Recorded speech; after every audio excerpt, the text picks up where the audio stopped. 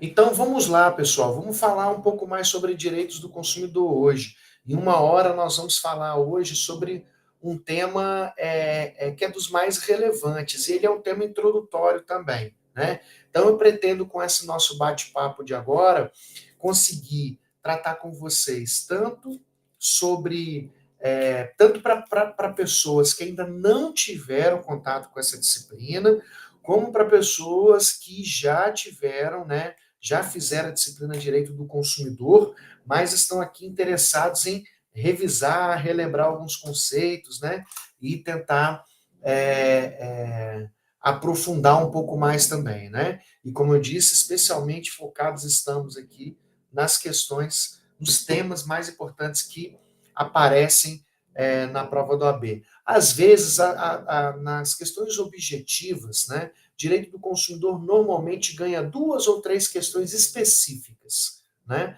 na prova da ordem. Mas também aparece distribuída em questões de direito civil, em questões sobre responsabilidade civil, em contratos, etc. Né? E também em algumas questões discursivas, de vez em quando, na prova, quem vai fazer direito civil, temas de direito do consumidor também surgem ali. Vamos lá, então. Hoje, sobre o que nós vamos falar sobre hoje? Nós vamos falar sobre conceitos das relações de consumo. Ou seja, quando que se aplica o Código de Defesa do Consumidor numa determinada situação? É sobre isso que nós vamos falar, sobre relações de consumo. E vamos começar falando sobre conceitos de consumidor.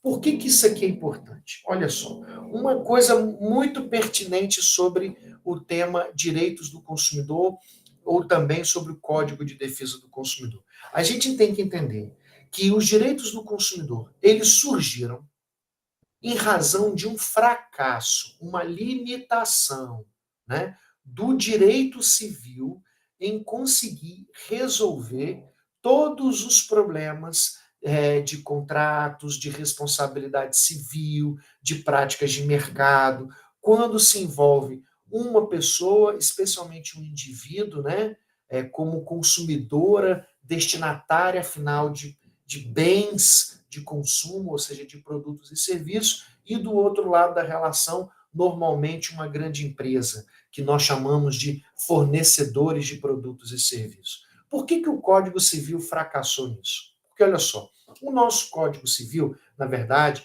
o Código Civil de qualquer parte do mundo, o direito civil de qualquer parte do mundo, precisa considerar que todos são iguais perante a lei. Ou seja, precisa dar um tratamento igualitário entre as partes que se relacionam no negócio jurídico, as partes que se relacionam em obrigações, ou seja, as pessoas físicas ou jurídicas que se relacionam no âmbito do direito civil, do direito privado. O direito civil, e, portanto, qualquer código civil em qualquer parte do mundo, precisa partir desse pressuposto de igualdade. Tratar igualmente os iguais. Né? Essa é a lógica maior do Código Civil. Eu sei que vocês sabem que essa frase não é completa, né? Eu não falei a frase completa porque o princípio da igualdade significa tratar igualmente os iguais e os desiguais, né, desigualmente na exata proporção de suas desigualdades. Ou seja, a lógica de igualdade no direito privado é uma lógica mais de equilíbrio, né? De buscar o equilíbrio, inclusive aqueles que não estão em pé de igualdade. Porém, grande parte do nosso Código Civil, grande parte das regras do direito civil de maneira geral, né, não se preocupa com as desigualdades das partes. A grande parte dos artigos do Código Civil estão mais ocupados em trazer regras para resolver conflitos e problemas de pessoas físicas ou jurídicas que se enxergam de maneira equilibrada, de maneira igual. Né? Por que isso foi uma crise para as relações de consumo? Porque relações de consumo, elas são relações tipicamente desiguais. Olha, quando você vai assinar um contrato com o banco, você vai abrir uma conta ou pegar um empréstimo no Banco do Brasil. Você se considera em igualdade na relação com o Banco do Brasil? Você, quando vai negociar com um gerente, né, de um banco, Banco do Brasil, Banco Itaú, ou qualquer outro banco, você se vê, se percebe, se identifica numa situação de paridade de armas ali, de mesmo poder de negociação, de barganhar? Claro que não. Um banco é uma instituição, uma pessoa jurídica muito mais poderosa econômica e tecnicamente, e até juridicamente, do que você, né? Por isso você nunca vai conseguir negociar com o banco. Não, em pé de igualdade jamais. Você simplesmente vai aceitar as condições que o banco te oferece, né? Às vezes alguém chega e fala assim: ah, eu estava com uma dívida com o banco e eu fui lá negociar com o gerente minha dívida. A palavra não é negociar, porque o gerente não vai atender os seus interesses. Ele simplesmente tem algumas condições que ele tem permissão para te oferecer e você vai escolher uma ou outra, né, que ele está apresentando para você. Então, isso não é uma negociação, né? Ele está impondo um novo parcelamento, uma repactuação da dívida, né? Uma nova dívida para você contrair, não é verdade? Da mesma forma, quando você vai contratar um plano de saúde, você se sente em igualdade com a operadora ou com quem está representando o plano de saúde na hora de contratar um plano?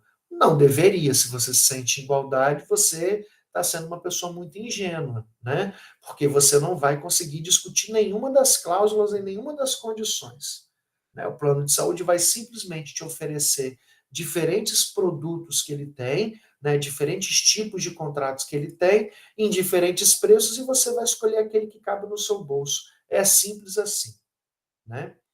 E na hora que você tiver um problema, na hora que você tiver uma dificuldade, você será tratado como mais uma pessoa dentre aquelas milhares ou dezenas ou centenas de milhares de pessoas que são clientes daquela empresa, daquela operadora de plano de saúde, né? Você não vai ser tratado de uma maneira especial, como você fosse uma pessoa muito poderosa, que sem você, como cliente, aquela empresa vai quebrar, vai deixar de existir.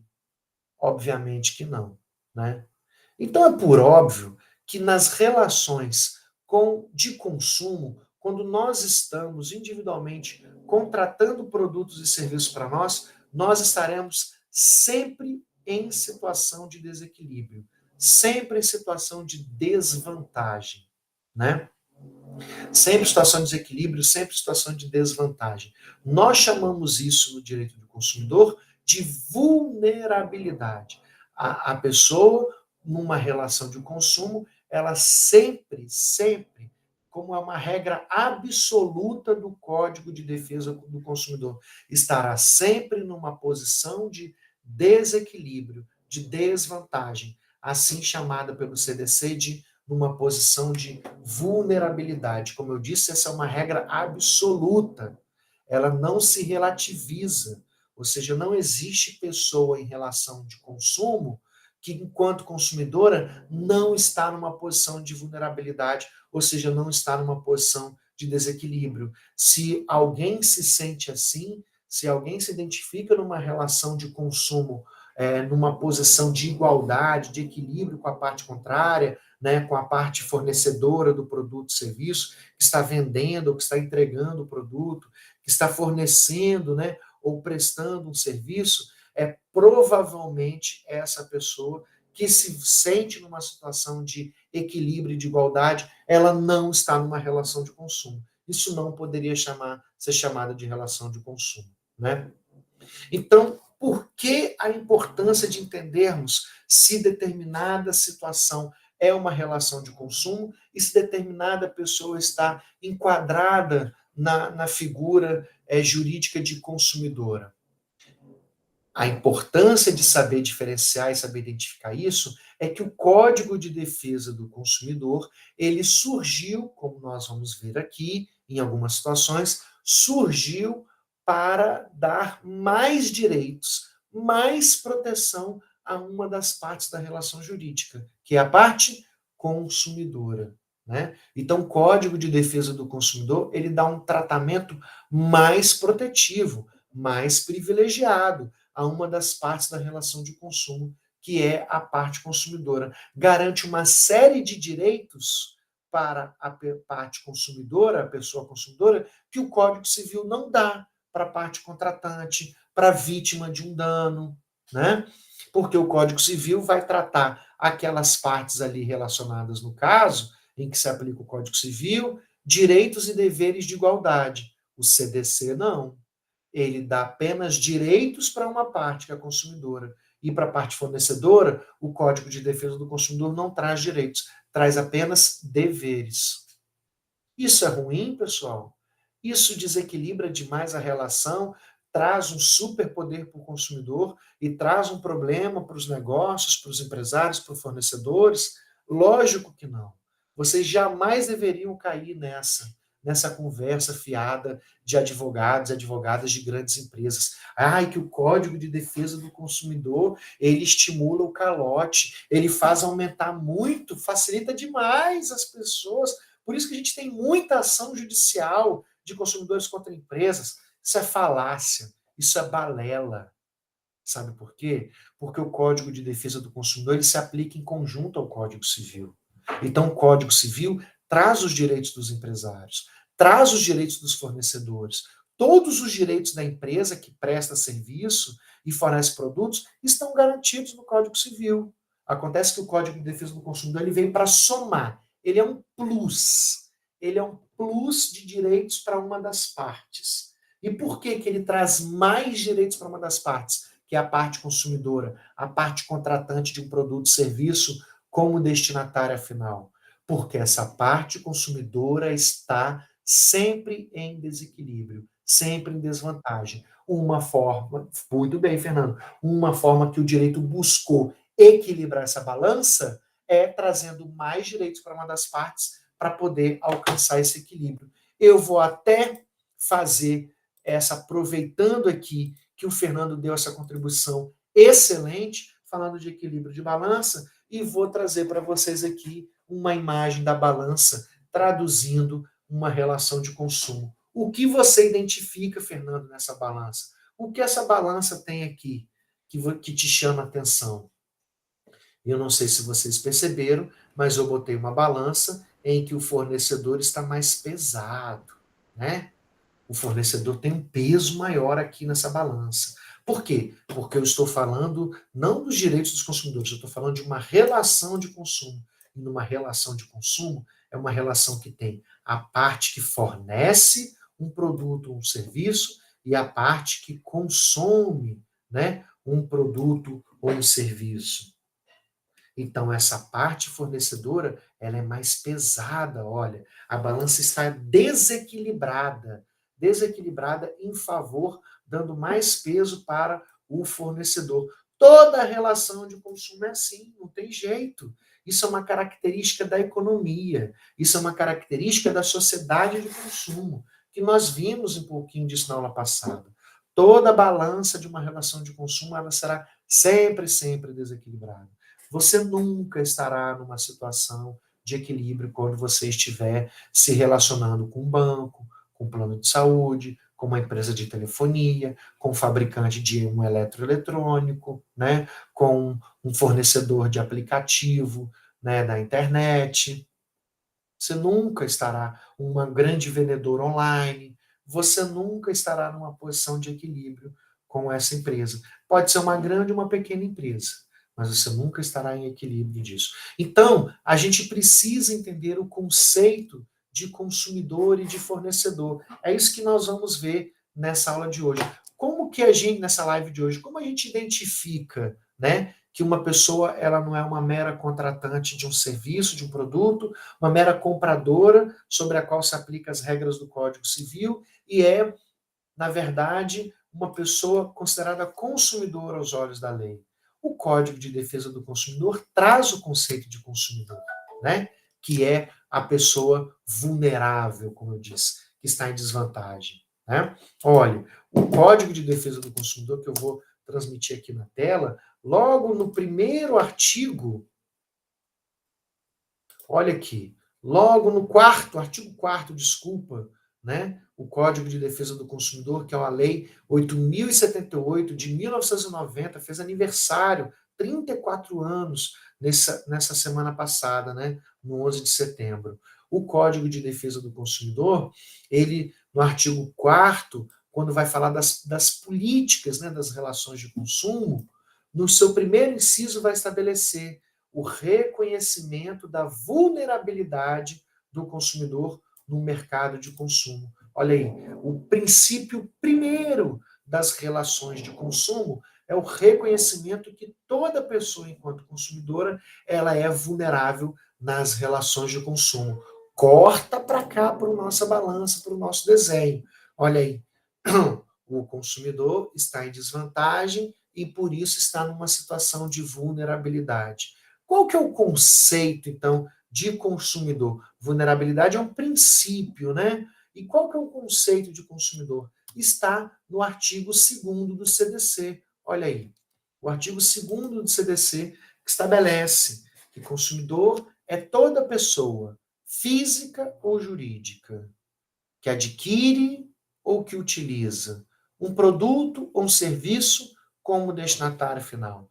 Como está muito seco, como está muito quente aqui no nosso Cerrado, no nosso Distrito Federal, um dos biomas mais importantes e mais ameaçados deste planeta, eu vou fazer uma pausa para tomar um gole de água, né? E eu recomendo que você faça isso também. Faz a pausa para você tomar o seu gole de água aí também, gente. Então, toda pessoa, física ou jurídica, que adquire ou utiliza um produto ou um serviço como destinatário final. Essa é a expressão mais importante que a gente tem aqui nesse texto. A gente vai trabalhar com ela hoje. Mas olha que interessante que vocês estão vendo aqui nesse conceito, né? Olha o que a gente tem aqui.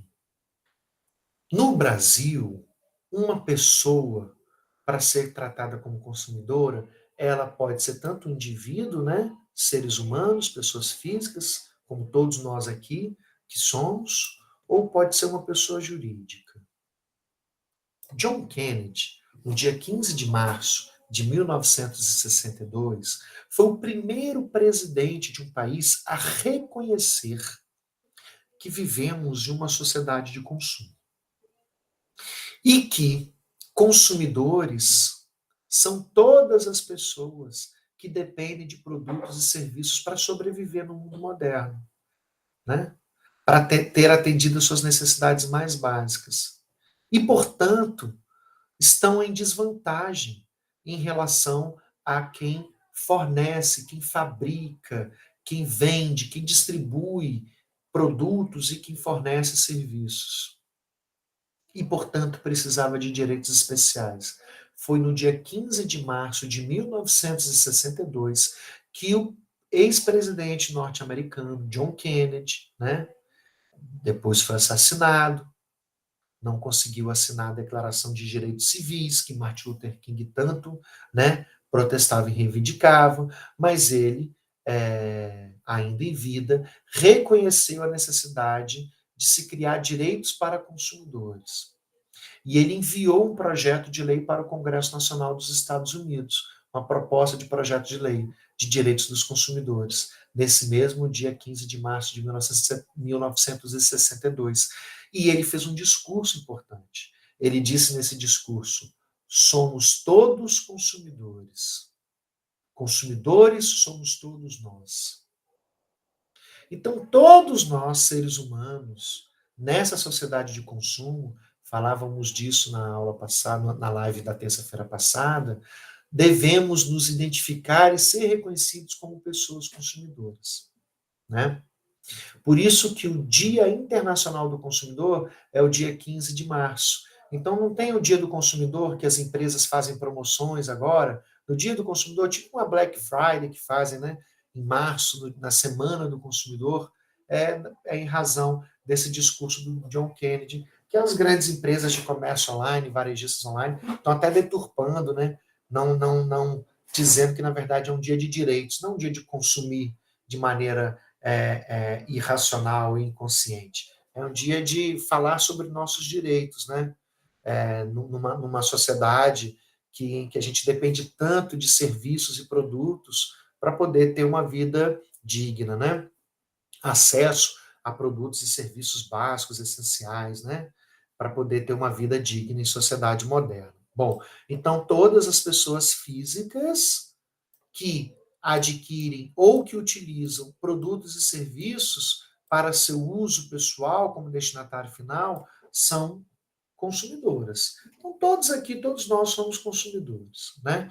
Mas, diferente de outros países, o nosso Código de Defesa do Consumidor brasileiro, ele reconhece também que pessoas jurídicas são consumidoras. Pessoas jurídicas também podem ser consumidoras. Então, empresas, ONGs, partidos políticos, sindicatos, associações civis sem fins lucrativos, todas as espécies de pessoas jurídicas podem ser consideradas consumidoras, né? Em outros países isso não acontece. Em grande parte da Europa, da América, dos países da América do Sul, para ser consumidor tem que ser apenas seres humanos, apenas pessoas físicas. Aqui no Brasil não. Aqui no Brasil se decidiu, especialmente pensando nas micro e pequenas empresas, considerarem pessoas jurídicas também como consumidoras. Por que isso? Por se entender, gente, que muitas pessoas jurídicas, especialmente as de pequeno porte, as micro e pequenas empresas, os microempresários individuais, que adquirem e que utilizam produtos, né, nas suas atividades, estão em desvantagem perante a parte contrária, que forneceu o produto e serviço. Também estão igual os seres humanos em situação de vulnerabilidade, de desequilíbrio, né? E, portanto, pela lei brasileira, são tratadas também como pessoas consumidoras as pessoas jurídicas. Tá? E olha, veja que interessante, muitos de vocês aqui poderiam pensar que consumidor é só quem compra um produto, quem contrata um serviço, consumidor é só quem comprou o carro, né? Ou quem assinou o contrato com o plano de saúde. Mas esquece que as outras pessoas que não compraram o produto, não contrataram o serviço, mas estão utilizando esse produto ou esse serviço como destinatário final, também são consumidoras, né?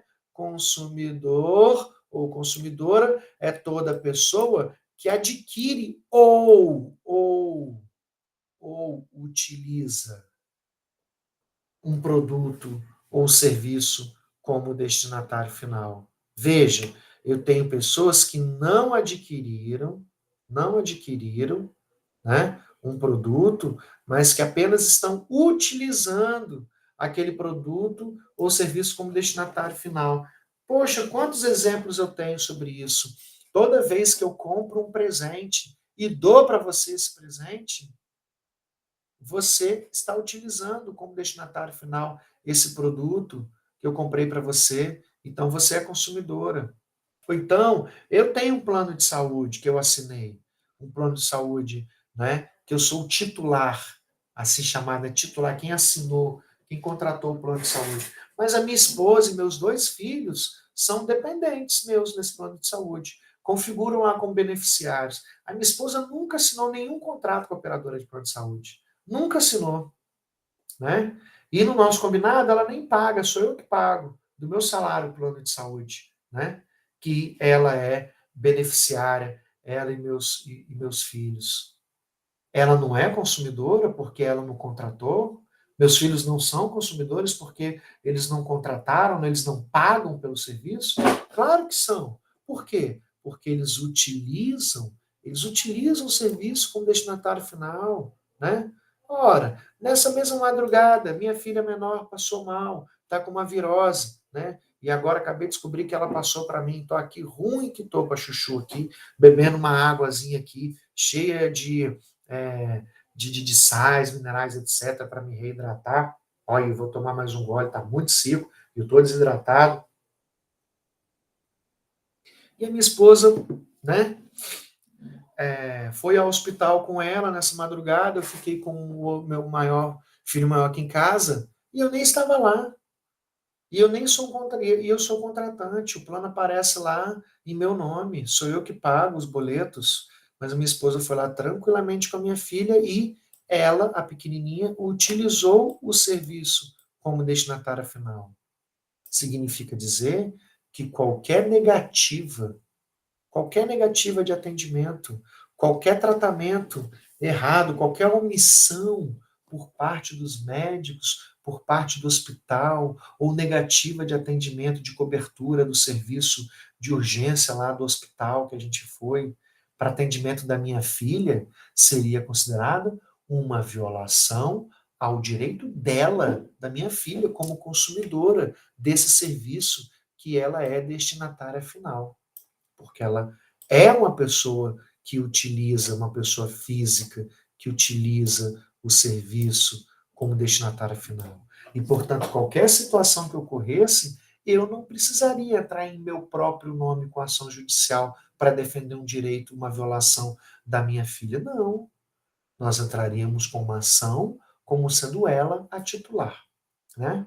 Bom, mas né, não aconteceu nada de errado, ela foi muito bem atendida, então ela utilizou com harmonia, com tranquilidade, os direitos dela, como exerceu normalmente os direitos dela, de bom atendimento, de atendimento seguro, de qualidade, de cumprimento do contrato, das cláusulas contratuais, né, todo o atendimento foi autorizado e pago pelo plano de saúde, então o contrato foi cumprido e o direito dela foi respeitado como uma pessoa, né, que utiliza o serviço de plano de saúde que eu adquiri para ela, que eu contratei, sendo ela destinatária final.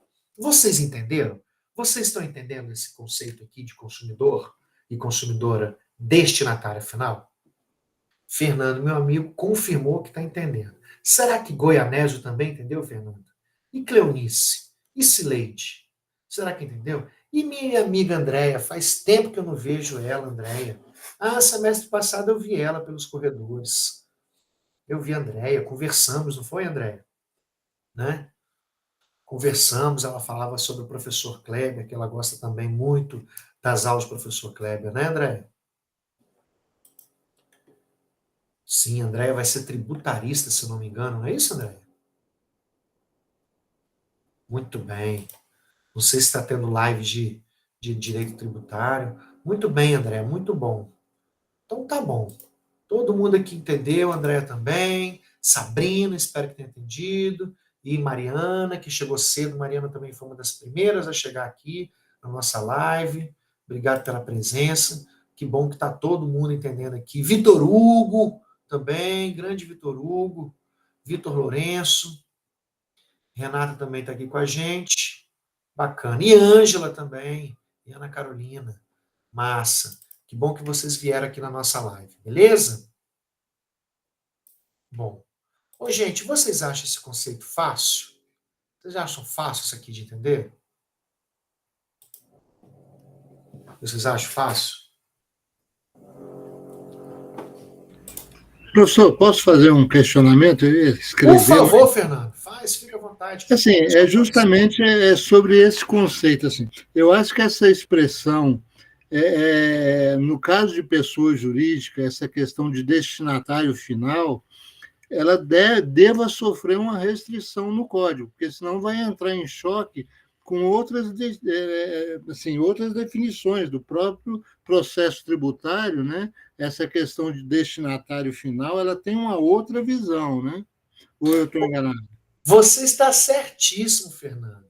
Eu estava perguntando para vocês se vocês achavam que era fácil, exatamente por conta da pegadinha do malandro, porque tem um mistério aqui que torna muito difícil esse conceito na aplicação prática. E é o que, Fernando? É exatamente o conceito de destinatário final, como o Fernando bem sacou, para pessoas jurídicas.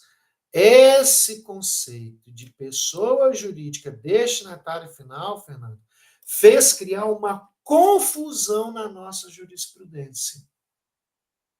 Né? Fez criar uma confusão da nossa jurisprudência. Sabrina pergunta: já mandaram o link de credenciamento? Não, ainda não. Ainda não apareceu aqui, não. Acho que é mais para o final, viu, Sabrina? Na live da terça-feira passada foi mais no final que apareceu. Ô, Fernando, por que que isso é um problema? Isso foi um problema. E a gente vai focar um pouco agora numa análise de jurisprudência. Pelo seguinte, Fernando, por quê? Quando a gente fala que uma pessoa jurídica é destinatária final, gera uma incompreensão sobre o alcance desse conceito, especialmente para pessoas jurídicas empresárias, Fernando. Né? Veja só, a Coca-Cola é dona da marca Sucos Del Valle. Você sabia? Aquela marca famosa de que nem é suco aquilo, né? Alguns são suco, mas a maioria é néctar, refresco e outras coisas qualquer que ela coloca lá 1, 5 ou 10% de suco de fruta mesmo, né? Mas para produzir aquelas bebidas, né? Aquelas bebidas com sabor de fruta, de laranja, certamente ela coloca alguma quantidade ali de laranja espremida naquilo. Então você imagina que a Coca-Cola, como fábrica de bebidas, ela consome muita laranja, né, Fernando? Ela espreme, ela utiliza, adquire e utiliza muita laranja. Concorda comigo, gente? Concorda? Né? Essa fábrica, é, essa fábrica Del Valle, né, de bebidas adoçadas, tinha uma outra brasileira, uma outra fábrica dessas bebidas de fruta, que eu não me lembro, que o nome a gente já não existe mais, era Sucos Mais. Você se lembra dessa marca? Vocês se lembram? Sucos Mais. Suco Mais. Era uma marca brasileira. Inclusive, a produção dela era no interior do meu estado natal, do Espírito Santo, na cidade de Linhares, né? Essa não usa exatamente, quando você usa laranja natura, você usa pelo menos extrato de laranja, mas, né, usa aquele tanto de laranja, né? E só aquela empresa Sucos Mais que a Coca-Cola comprou, quando ela comprou a marca Del Valle, que é uma marca de bebidas mexicana, ela comprou a Del Valle, depois ela comprou a Minute Maid, que era americana, e comprou Sucos Mais. Ela comprou as 3 maiores marcas de bebidas de frutas industrializadas do mundo. Ô, gente, a Coca-Cola detinha a maior compra e produção de laranja do mundo em determinado momento. Do mundo. Para conseguir abastecer essa, essa produção dela. E ela faz o que com a laranja? Ela utiliza a laranja na produção das bebidas. Eu pergunto para vocês, Fernando, me responda. Você acha que a Coca-Cola pode ser enquadrada à luz do Código de Defesa do Consumidor como uma pessoa jurídica consumidora? Alguém poderia me Não, responder? Por que não. não? Por que não? A relação, eu imagino, né, que a relação dela não é de tão, assim, Desigualdade. desigualdade, exatamente. Eu imagino Perfeito. isso. Perfeito. É isso aí, Fernando. Perfeito. Essa é a avaliação que a gente tem que fazer. Essa é a avaliação que a gente tem que fazer. Mas, Fernando, para chegar nessa reflexão que você fez agora, foram 3 doutrinas e teorias adotadas pela jurisprudência para definir quando uma pessoa jurídica pode ser considerada consumidora, né? E eu vou compartilhar aqui essas 3 teorias na tela com vocês. A primeira teoria que surgiu foi a teoria considerada maximalista. Teoria maximalista. Que ela era mais abrangente, sabe, Fernando? É uma teoria adotada por muitos tribunais no Brasil até alguns anos atrás. Até alguns anos atrás ela era fortemente adotada. Ela entendia que a pessoa jurídica destinatária final teria que ser identificada a partir de uma interpretação extensiva do artigo 2º do CDC. Olha aqui. Extensiva do artigo 2º do CDC. Né? Ou seja, se a sociedade empresária adquire um produto ou serviço, né, para satisfação de uma necessidade decorrente do próprio negócio e não para uma atividade pura de comércio, ou seja, a Coca-Cola, ela não está comprando laranja para revender. Ela não está adquirindo laranja para revender a própria fruta. Ela está adquirindo para utilizar na prática do seu próprio negócio. Ela está transformando a laranja em outra coisa. E, portanto, ela está utilizando, ela está dando um fim àquela laranja. Digamos que ela está comprando, Fernando, o adubo para, né, os defensivos agrícolas, para a produção daquela laranja que ela vai utilizar. Esse adubo, esses defensivos seriam, para a teoria maximalista, produto consumido pela Coca-Cola, né? Então, para a teoria maximalista, Fernando, aquela empresa localiza que aluga carros, ela está utilizando no seu negócio como destinatária final os carros que ela aluga, porque ela é dona daqueles carros e ela está utilizando no seu negócio. Então, se ela é dona daqueles carros, a Localiza é consumidora daquela frota imensa de carros que ela compra, né? Espalha pelo Brasil para alugar. A Gol e a Latam são consumidoras de aviões. Por quê? Porque elas compram aqueles aviões para utilizar na sua atividade empresarial, no seu negócio. Assim define a teoria maximalista, né? Que foi superada, tá, Fernando? Essa teoria foi superada. Por quê? Porque ela maximaliza demais. Ela coloca todo mundo, todo tamanho, todo porte de empresa que adquire um produto ou serviço, né? E usa no seu negócio como consumidora. E talvez ela trata como excesso de proteção aqueles que não precisam de tanta proteção. Olha só que interessante, o Código de Defesa do Consumidor, Fernando, nesse caso concreto aqui, ele está sendo utilizado para garantir para o autor da ação que adquiriu ou utilizou um produto, uma pessoa jurídica, uma empresa, o foro do domicílio, ou seja, quando você está na figura de consumidor, Fernando, você pode, pelo Código de Defesa do Consumidor, propor ação no seu domicílio. Isso é uma vantagem enorme. Imagina que você vai viajar de férias lá para Manaus, no Amazonas. Você vai querer visitar como está a floresta amazônica depois dessas queimadas. Você vai fazer uma viagem ativista ambiental para ver lá como é que está o bioma da Amazônia, né? E aí você chega, tem um problema lá no seu hotel. Ah, dá tudo errado. Você chega lá, o hotel não era como você queria, você foi muito maltratado, o hotel era com a qualidade bem inferior das fotos que você te foi prometido. Você volta para casa indignado e quer entrar com uma ação judicial contra esse hotel. Você vai ter que voltar lá em Manaus para propor essa ação? Claro que não. Você é consumidor, pelo Código de Defesa do Consumidor, artigo 101, inciso 1, você pode propor essa ação no seu domicílio. Essa é uma vantagem de ser consumidor. Essa pessoa jurídica desse processo aqui do TJDF que está na sua tela, julgado em 2015, usou o Código de Defesa do Consumidor para promover a ação no seu domicílio, ou seja, na sua sede, né? Ou seja, propor ação no Distrito Federal. E não precisou ir até São Paulo, ou Rio de Janeiro, ou Porto Alegre, sei lá onde que foi o problema que essa empresa teve, né, na contratação de um serviço ou na compra de um produto.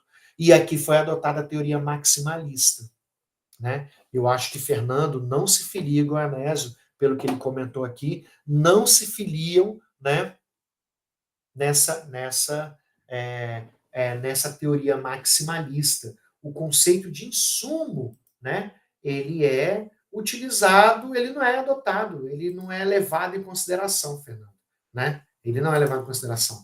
Mas, né, olha aqui, olha outra aplicação da teoria maximalista no Tribunal de Justiça de Santa Catarina. O Tribunal de Justiça de Santa Catarina, até pouquíssimos anos atrás, continuava adotando essa teoria. Olha que ele explica aqui, ó, foi aplicar a inversão do ônus da prova que é facilitada no Código de Defesa do Consumidor para isentar a parte autora de provar aquilo que está alegando e deixar que a parte REC faça prova em contrário, né? Presume verdadeiro tudo que a parte autora está falando, né? Uma empresa que ela tinha estufas, olha. Uma empresa, olha que interessante, uma grande fazenda produtora, uma grande produtora de cigarro, ó, fabricante de fumo. Deve ser uma grande fabricante lá de Santa Catarina, de tabaco, para fornecer para Souza Cruz e para Philip Morris. Teve uma interrupção de energia elétrica. Quis entrar com a ação de reparação de danos, utilizando o Código de Defesa do Consumidor contra a concessionária, para não precisar provar que o produto está estragado nas estufas e a queima das máquinas, né, decorreu de uma interrupção, de um blackout de energia. Ou seja, é bom utilizar o Código de Defesa do Consumidor para facilitar para essa empresa, né? Deixa que a concessionária que se vire e prove o contrário, que não tem nexo de causalidade entre a queima dos produtos dela e das máquinas dela com o corte de energia.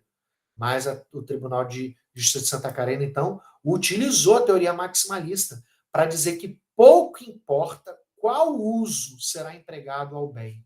No caso, a energia elétrica aqui. Se para uso pessoal ou se uso pessoal ou profissional. Importando apenas que não está revendendo essa energia. Eu não estou comprando energia para revender, eu estou usando no meu negócio.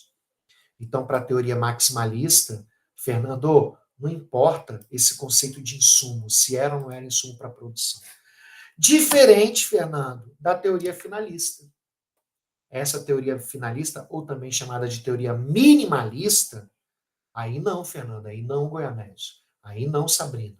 Aqui não, André, é bem diferente. A teoria finalista adota o conceito de insumo para descartar a relação de consumo e não configurar a pessoa consumidora, a pessoa jurídica consumidora, quando ela está adquirindo o produto ou serviço como insumo de sua produção. Tá vendo aí, Fernando? Exatamente como você perguntou. O Fernando está muito atento aqui, ele tá ligadaço aqui na discussão. Porque ele já fez essa pergunta. E o conceito de insumo? O conceito de insumo é utilizado aqui, Fernando, nessa teoria, que é totalmente contrária e oposta à primeira que eu estava mostrando, que é a teoria maximalista. Tá? E nós vamos ver a teoria finalista agora. Antes, pausa aqui para um gole, para a gente se reidratar. E, Sabrina, já está aqui no chat, tá? A inscrição aqui que você comentou, o formulário, tá bom? Para você preencher o formulário aqui, para, imagino, contabilizar aqui as suas horas, né, de participação na live. Tá bom, Sabrina? E tá bom, colegas? Está aqui já no chat aqui, a administração do nosso curso de Direito, a coordenação já colocou aqui para nós. Bom, vamos seguir aqui, então, para entender essa teoria finalista que ela oposta. Olha, Fernando e colegas, a teoria finalista, ela descaracteriza como consumidora, ela não reconhece como consumidora a pessoa que, pode ser a pessoa jurídica, a empresa, que adquire um produto ou um serviço como insumo da sua atividade comercial. Olha, aqui, ó, 3 anos depois daquela outra jurisprudência que eu mostrei, olha, aqui no DF, olha, a primeira foi de 2015. Agora, essa segunda aqui do DF, ó, que eu estou mostrando, é de 2018. Olha que interessante. Mudando o entendimento sobre qual teoria aplicar. Essa teoria é oposta. Olha, aqui uma empresa, ela estava entrando com uma ação contra a maquininha Cielo, contra a empresa de maquininha Cielo. Ela estava reclamando de algum problema, né, de uma taxa. Ela estava reclamando de uma taxa, né, abusiva, indevida, que a Cielo estava cobrando dela como empresária dessa loja, dessa pessoa jurídica. O que ela queria? Ela queria a aplicação do Código de Defesa do Consumidor, que estabelece que tudo que nos é cobrado em dobro, tudo que a gente pagou em dobro, tudo que a gente pagou indevidamente, tudo que a gente teve que pagar e não era devido, nós temos como consumidores o direito de devolução em dobro. Aí essa empresa, essa loja entrou com uma ação contra a maquininha Cielo, que ela provavelmente utilizava para receber pagamentos, né, dos cartões de crédito de seus clientes. Ela entendeu que havia ali uma cobrança indevida, uma tarifa indevida que ela estava pagando, né, a cada venda ou a cada mês, não importa, e ela entrou com uma ação se considerando, né, considerando a si própria como consumidora, aplicando o CDC e querendo a devolução em dobro daquilo que ela cobrou, daquilo que ela pagou indevidamente. Mas o TJDF entendeu que já estava aplicando a teoria finalista, ou também chamada minimalista, considerando o consumidor que utiliza o produto como destinatário final e não considerando o consumidor, a pessoa jurídica, que celebra um contrato para incremento de suas atividades. Olha aqui, olha aí, Fernando. Se for para utilizar aquele serviço como meio de exercício da sua atividade, como insumo da sua atividade, ou seja, um meio de cobrar de seus clientes. Isso aqui você não é consumidor, você está utilizando isso como exercício da sua atividade profissional, do seu negócio, né? E aí, se for considerado, então, que era indevido o valor, não aplicou o CDC, aplicou o Código Civil. Olha aí. Para entender que é cabível a restituição, mas não ela em dobro, na forma simples. Ou seja, ela ganhou menos, Fernanda, essa empresa, do que teria ganhado nessa ação se fosse considerada consumidora. Se fosse consumidora, teria recebido em dobro.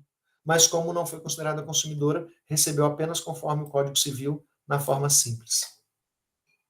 Ou seja, recebeu apenas de volta o valor que pagou a mais, indevidamente. Olha como o consumidor tem mais direito e como faz diferença ser ou não ser consumidor. E aqui a teoria finalista entendeu que não era consumidor, né? Outra aplicação aqui, ó, da teoria finalista, né? Agora no Tribunal de Justiça do Rio Grande do Sul. Olha, do Rio Grande do Sul. De que ano é esse aqui? É do ano de 2012 até, ó, né? Desculpa, ano de 2012. O que entendeu nesse caso aqui, ó? Teoria finalista, né? Não aplicou a limitação da cláusula penal, não considerou abusiva a cláusula penal. Por quê? Porque a parte autora se vale do produto adquirido para impulsionar sua atividade econômica, ou seja, como insumo da sua produção, Fernando. Olha aí. E não é consumidora. Por quê? Porque aplica a teoria finalista. Né? Então, não aplicou o Código de Defesa do Consumidor, né, que estabelece como multa, como cláusula penal máxima, né, como cláusula penal máxima, né, aquela que não é abusiva. Considerou que uma cláusula penal de 10% não era abusiva conforme o Código Civil. Se fosse aplicado o Código de Defesa do Consumidor, talvez essa cláusula aqui seria considerada abusiva.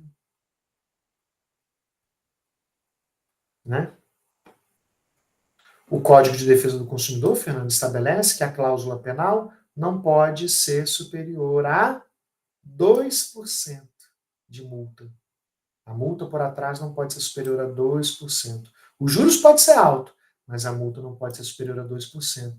E aqui aplicou-se o Código Civil e não entendeu como abusiva essa multa de 10%. Pela teoria finalista. Nenhuma dessas duas teorias prevaleceu, Fernando e Goianese. Na próxima live a gente vai falar mais sobre isso. Qual que prevaleceu? Prevaleceu a teoria finalista mitigada. Por quê? Porque essa teoria finalista também, ela é restritiva. Essa teoria finalista, se a teoria maximalista ela abrange muito, a teoria finalista ela exclui muito.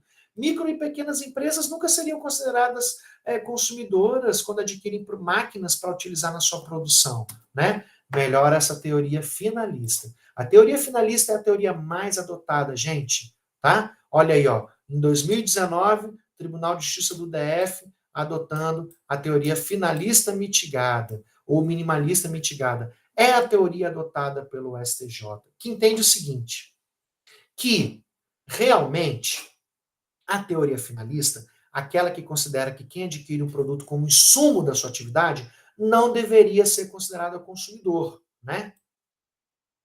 Como a teoria finalista. Mas tem que se mitigar isso, tem que se mitigar, né? Por quê? Porque a gente tem que analisar no caso concreto se a parte que está adquirindo o produto ou serviço, mesmo que esteja utilizando para a sua atividade profissional empresarial, está numa situação de vulnerabilidade, de desvantagem, assim como estabelece o princípio do artigo 4º, inciso 1 do CDC. Exatamente como o Fernando respondeu à problemática da Coca-Cola, quando ele disse, olha, o problema não é se a Coca-Cola está usando ou não usando a laranja na produção de suas bebidas, né, adoçadas, né? A questão é que ela não está em desvantagem de quem lhe fornece laranja. Ou seja, ela não é vulnerável.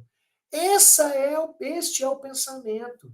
Essa é a forma de interpretar o Código de Defesa do Consumidor atualmente, gente. Analisando em cada caso concreto se a parte consumidora, ainda que seja pessoa jurídica, ainda que esteja utilizando o produto ou serviço no seu negócio como insumo, se ela está numa situação de vulnerabilidade, ou seja, de desvantagem. O Fernando está dizendo, me parece que aproxima mais o conceito, né, do CDC, com o conceito do CDC do que dos outros ramos de direito. Perfeito. Olha aí uma explicação melhor do STJ pelo grande ministro hoje, né, presidente atual do STJ desde este mês, ministro Herman Benjamin, assume a presidência do STJ e este aqui, Fernando, é um dos grandes autores do Código de Defesa do Consumidor. Esse homem sabe explicar o CDC porque ele escreveu grande parte do texto do CDC para o Congresso Nacional quando ele era apenas um jovem, apenas não, já era um grande, mas jovem promotor de justiça do Estado de São Paulo, né? O Herman Benjamin, ele fala o seguinte nessa decisão, o ministro do Benjamin, ele fala o seguinte, olha, que o STJ, e idem no direito ambiental, muito bem, Fernando, ele que escreveu grande parte do nosso direito ambiental, é um grandíssimo, o maior nome, talvez, né, do judiciário hoje no direito ambiental, assim reconhecido por toda a doutrina e por todo o poder judiciário. E aí ele diz o seguinte, o STJ entende que se aplica a teoria finalista de forma mitigada, incidindo o CDC nos casos em que a parte, embora não seja destinatária final do produto ou serviço, esteja em situação de vulnerabilidade técnica, jurídica ou econômica em relação ao fornecedor, né? Ou seja, e ele aplica, então, a inversão do ônus da prova em favor dessa parte, né? Que ele considera consumidora vulnerável. Então, se a gente voltar para o nosso esquema aqui, né? Para terminar nossa aula de hoje, se a gente voltar para esse nosso esquema que aqui da nossa tela, a gente tem que identificar nas dúvidas sobre pessoa jurídica como destinatária final, prevalece a ideia do princípio da vulnerabilidade. Destinatário final é aquele que é também vulnerável, né? Que tipo de vulnerabilidade nós estamos falando? A vulnerabilidade técnica, a vulnerabilidade econômica, ou a vulnerabilidade de informação, ou seja, a desvantagem econômica que nós temos como indivíduos, mas que algumas pessoas jurídicas têm, mesmo adquirindo para a sua atividade empresarial, profissional, a desvantagem econômica, de poder econômico. Quando o fornecedor é alguém que tem uma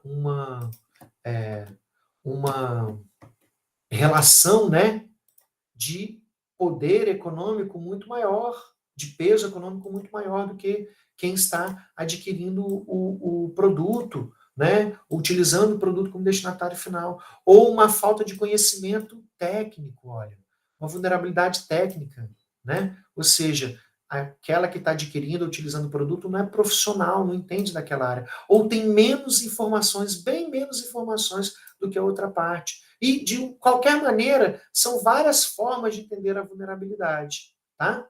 Várias formas de entender a vulnerabilidade. Se vocês voltarem na live que vem, da próxima live, a gente vai já resolver algumas questões, tá bom? Nós vamos resolver algumas questões relacionadas à relação de consumo. Vamos ver um pouco de conceito de fornecedor, aplicação prática disso, né? Outros conceitos de consumidor e vamos resolver umas questões objetivas da prova da ordem. Eu espero que você tenha gostado dessa live. espero que você tenha aproveitado, tá? Que vocês tenham, quem já viu, quem pôde revisar, quem não conhecia, na hora que chegar nessa matéria de direito do consumidor, vai ter uma noção mais clara, mais rápida, tá? Muito obrigado por vocês terem prestigiado a nossa live de direito do consumidor, e se quiserem, terça-feira que vem, às 11 horas, nós estamos de volta, tá bom? Obrigado você, Sabrina. Obrigado você, Andréia, pela presença. Fernando também, muito obrigado pela participação de vocês. Obrigado, Mariana, tá? Uma boa semana para vocês. Obrigado a você, Ana Carolina, pela sua presença aqui, por prestigiar nossa live. Uma boa semana para vocês. E fiquem bem. Não se esqueçam de se hidratar, viu, gente? Não se esqueçam de se hidratar, porque essa secura aí está pegando a gente de surpresa. Valeu, Goianésio, meu grande parceiro, meu colega aí, de várias disciplinas que nós estamos juntos, né, Goianésio? Muito obrigado por essa parceria, viu, Goianésio? Você sempre prestigiando aqui os nossos eventos, as lives, as disciplinas que eu ministro. Você é um querido, você é um parceirão já. Um grande abraço, pessoal. Fiquem bem. Boa semana. Até mais.